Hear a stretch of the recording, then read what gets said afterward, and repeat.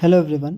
इस वीडियो में हम समझेंगे कि बेसिकली फ्रोज़न शोल्डर या एडहेसिव कैप्सुलाइटिस या फिर कंधा जाम हो जाने में कौन कौन सी एक्सरसाइज हम करा सकते हैं। तो welcomes to we know physiotherapy.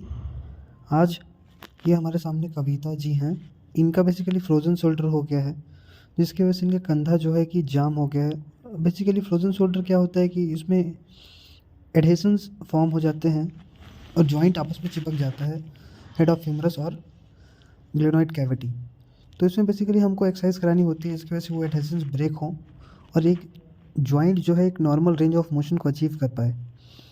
तो इसके लिए अभी जो मैं करा रहा हूँ वो बेसिकली MET टेक्निक होती है। MET means muscle energy technique. ये एक न्यू तरह का ये एडवांस स्ट्रेच है बेसिकली, जिसमें क्या होता है कि हम पेशेंट को बोलते हैं कि 20% ऑफ स्ट्रेंथ से उसको या फिर लिम्ब को पुल करें। तो इसमें क्या होता है कि इसको 5 to 7 टाइम्स रिपीट कराते हैं और 10 सेकेंड तक होल्ड करते हैं। बेसिकली होल्ड कर भी सकते हैं, नहीं भी कर सकते। अगर फास्ट कराएंगे, इंटरमिटेंट कराएंगे तो धीरे धीरे रिजल्ट आएगा, और जल्दी जल्दी कराएंगे तो फास्ट रिजल्ट आएगा। तो ये इसमें बेसिकली हम लोग क्या करेंगे कि लिम्ब को लेंथनिंग में लाते हैं, उसका शॉर्टन करने की कोशिश करते हैं with 20% strength of the patient. Fine.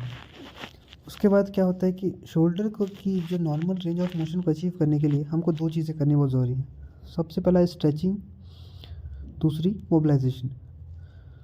तो जो नॉर्मल रेंज ऑफ मोशन होता है वो दो चीज़ों से ऑब्स्ट्रक्ट होता है। पहला तो टाइटनेस, दूसरा कोई अदर या फिर आउटर डिफॉर्मिटी या फिर कुछ भी यू कैन से कि कोई ऐसा फॉरेन पार्टिकल जो कि जॉइंट को ऑब्स्ट्रक्ट कर रहा है, या फिर मसल स्पाज्म भी एक कारण हो सकता है जो कि जॉइंट की रेंज को रोकता है। अब इसके साथ साथ हमको मसल भी रिलीज़ करना बहुत ज़रूरी है। तो अभी जो मैं कर रहा हूँ वो मैं बेसिकली ट्राइसेप्स और बाइसेप्स को रिलीज़ कर रहा हूँ बाय लेंथनिंग और शॉर्टनिंग। तो जब मैं बाइसेप्स को शॉर्टन कर रहा हूँ तो ट्राइसेप्स की लेंथनिंग कर रहा हूँ, और जब मैं ट्राइसेप्स की लेंथनिंग कर रहा हूँ तो बाइसेप्स को शॉर्टन कर रहा हूँ। इससे क्या होगा कि एक एक्टिवेशन होगा, जो कि एक सेंसरी फीडबैक जाएगा पेशेंट के ब्रेन में, जो कि फर्दर एक्टिवेट करेगा मसल्स को।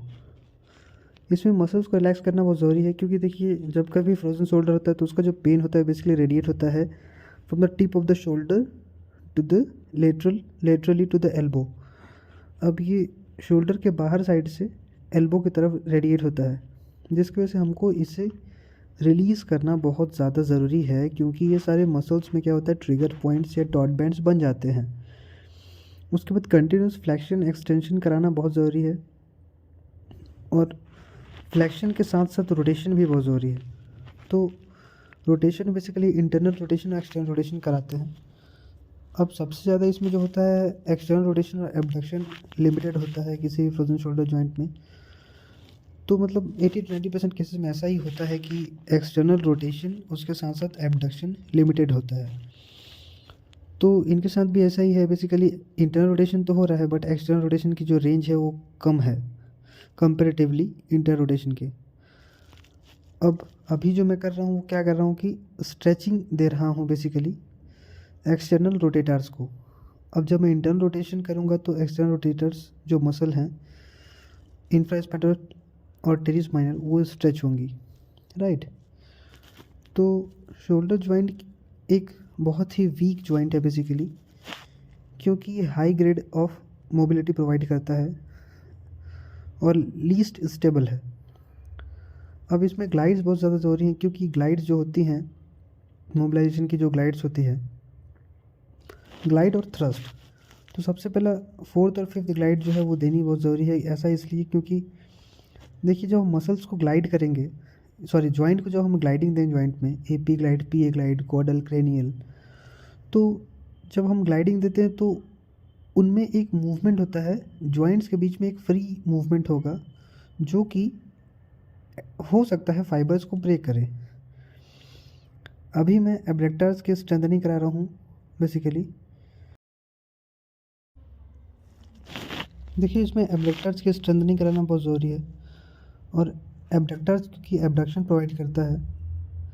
अब मैं करा रहा हूँ जो है वो है एक्सटेंशन बेसिकली। तो एक्सटेंशन में भी ऐसा इसलिए उसमें हल्का हल्का आइसोमेट्रिक टाइप रेजिस्टेंस दे रहा हूँ, ताकि जॉइंट पे एक एक इनवर्ड प्रेशर आए जो कि जॉइंट को ओपन करने की कोशिश करे।